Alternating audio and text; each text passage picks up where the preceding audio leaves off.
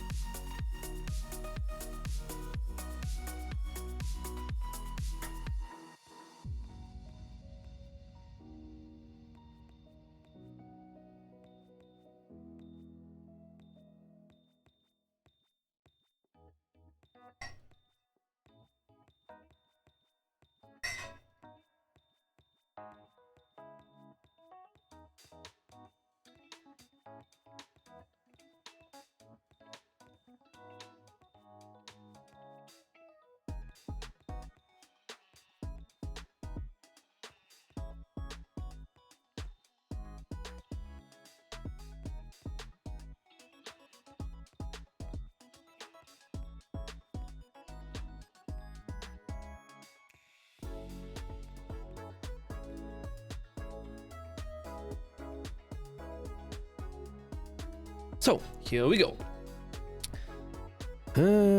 So for this scenario, this is of course the first benchmark scenario of the novice level that I will show you, and of course I want to explain how this thing works.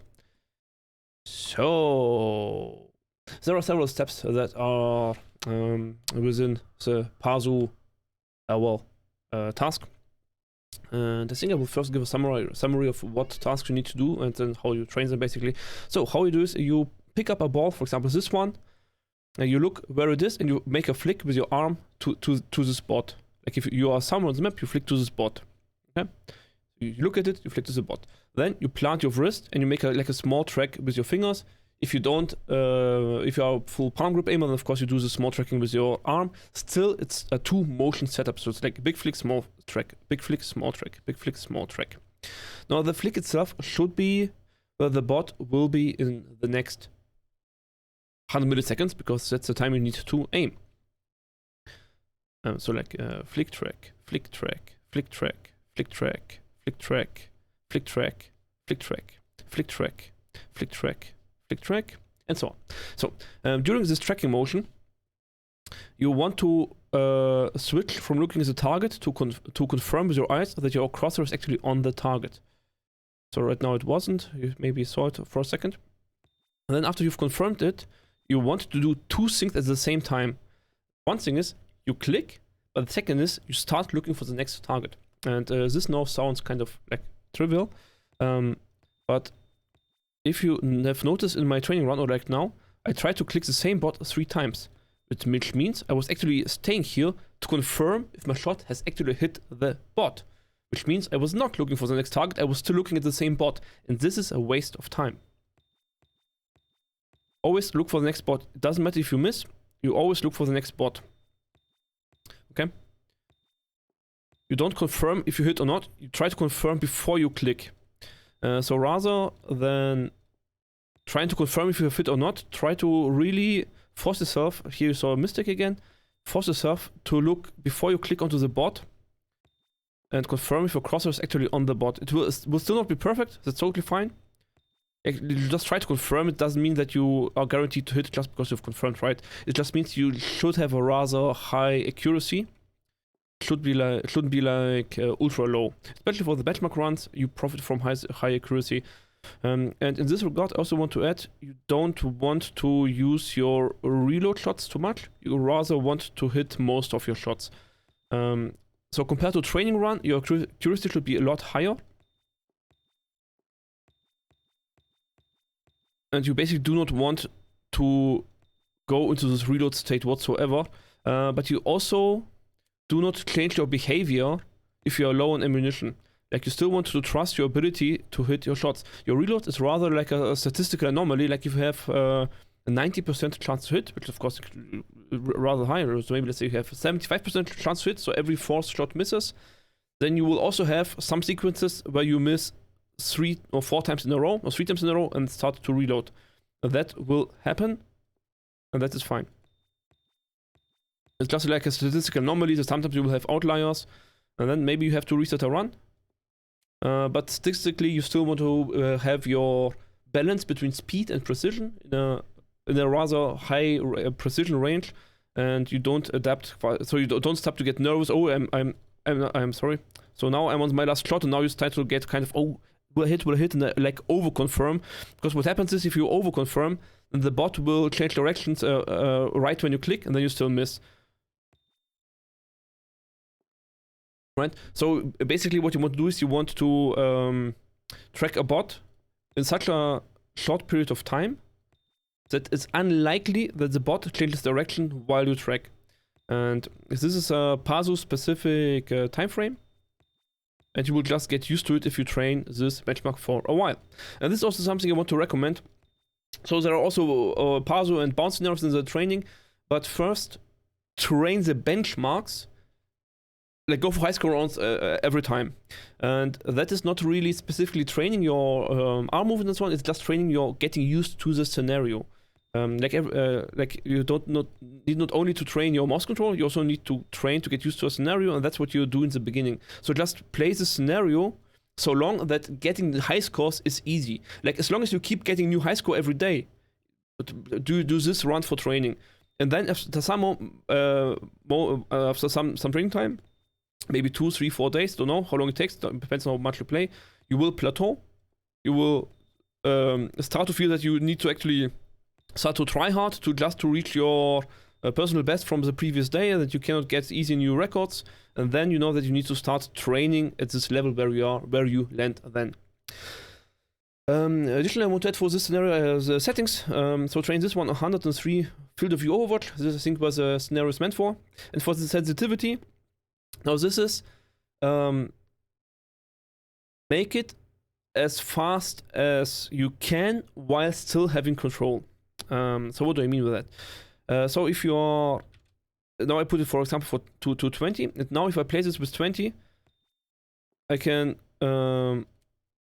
you see that my shaking is kinda bigger than the ball itself.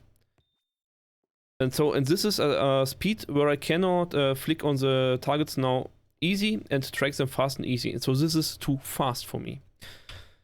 And why? Because my circle of error is bigger than the bot. So if I flick into the center of the bot, I will land outside of it because I just don't have enough precision to position my mouse correctly at this speed. Now let's go to the other end of the spectrum. Let's do it with 50 centimeters. Now you will see that I'm landing inside the bot every time before I even need to micro correct. Maybe not because I'm a noob, haha. Yeah, well, of course I would if my aim would be better. But you see, now my accuracy is... how to say it? The amount of shakiness is now reduced so much that it's not hindering me, so that I have open potential to get a little bit faster flicks just from the mouse settings. And again, don't confuse the benchmark runs with training runs. You would never try to make a scenario easier by changing sensitivity. But for the benchmark runs, I would say the opposite. Try to find your personal perfect sensitivity per scenario. Like it will be different for Pasu than from static than from tracking. So more or less, you want to have a sensitivity that is somewhere between your precision tracking and your smooth tracking scenarios, somewhere in between. So for me, that's roughly 30-35 centimeters. And just notice that this is a range. So basically for me, everything between 27 and 45 or 40 centimeters would be okay for me. I think I personally would prefer 30 centimeters, I think, for this type of scenario. Would be my personal go-to sensitivity for the scenario. Of course, after each change, you need like a few clicks to get used to the sensitivity. That is fine. And again, and for training runs, it would be perfect to change the sensitivity that makes it harder, depending on what you train. Like if you are shaking too much, you would increase the sensitivity. If you are too slow and you want to increase speed, you make your sensitivity slower, so you need to move faster, basically. Such things. But for this benchmark scenario, try to find your perfect sensitivity. I wouldn't mess with field of view because I think the creators of this benchmarks in this scenario have created it for 103 Overwatch because this is like the default for aim training. I mean, it's called Overwatch, but it's the same in Call of Duty, for example. So it's not like it's an Overwatch specific hidden calculation. It's just a commonly used calculation. There are, of course, the source games which have different calculations, and it's about the relative proportions between horizontal and vertical, distances. They change depending on which field of view type you pick. Okay. So to recap, look with us where it's going. Flick, track, click. Flick, track, click. Flick, track, click. Always do this steps. Now for you, it might look different than for me, because of course I have already done the novice scenarios. I'm an intermediate. So you will not get as high scores as I have, and then you need to figure out why. What is missing for your scores? Most likely your accuracy is too low. So most you flick somewhere and you just click randomly.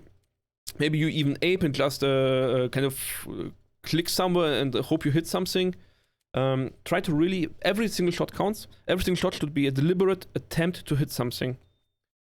So not just a statistical coincidence that you hit like 80% of your shots if you spam them enough into one area, but you really want to try to guarantee that every single shot hits. It's a little bit different type of thought. And then with this attempt, you try to increase your speed so you don't have to reload too often.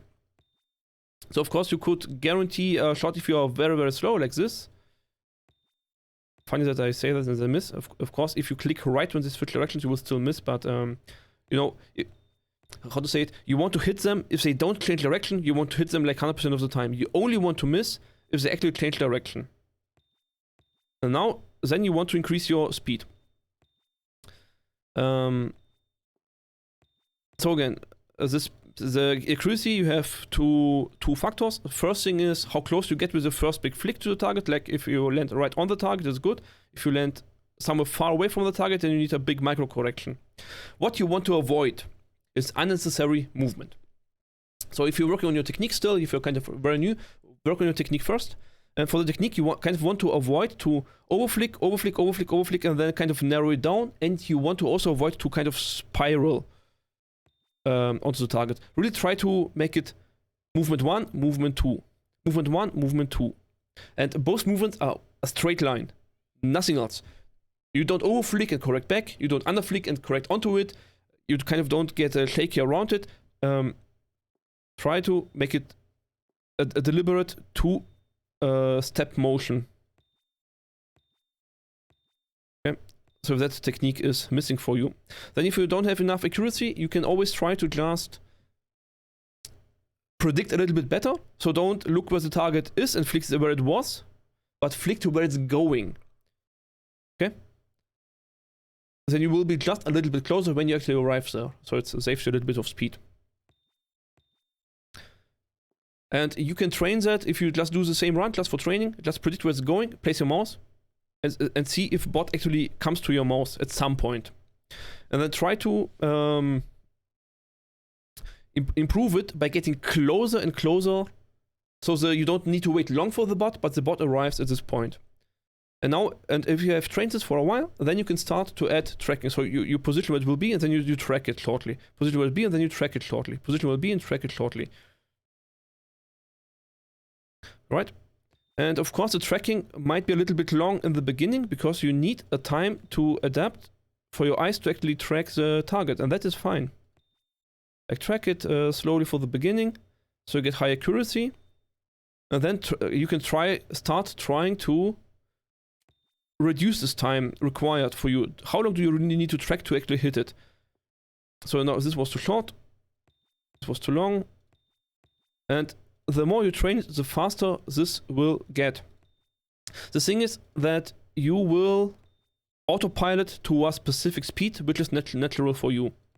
The speed might be too low, the speed might be too fast. You will need some runs where you deliberately try to modify this time. So for me, I needed to actually increase this time. So I was always too hasty and just aped basically. And then it looked like this. So sometimes I hit, but it's just like a flicking motion. There was no tracking whatsoever. So add some sort of tracking into their motion, but then work on reducing the time to track. And what you will develop after a long amount of time, so long after you have you're past the novice levels, long after that, you will get to a level where this tracking time varies depending on how difficult the current movement is and how good your initial flick was. So if you flick bad, you need to track longer. If you flick good, you basically instant click. And then you will get to a level where you can actually, where your tracking time adjusts subconsciously after a long time of training. And that's why you just have to trust the process, that if you add some amount of training and you have some runs where you deliberately look at your tracking time, your brain will pick it up and adjust the tracking time automatically. Now for speed, I also want to add to not panic. Always try to calm down and really just move the required speed. Don't move faster than you actually have to. What I mean by that is that you don't overtake and then try to correct back as fast as possible, but this correction should rather should look kinda clean. Especially for the benchmark runs, you don't want unclean benchmark runs. They should look clean and controlled.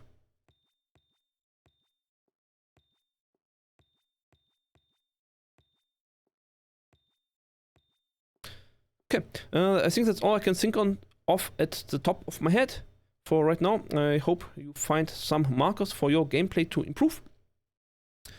And I see you on the next one. Thank you for watching. Bye bye!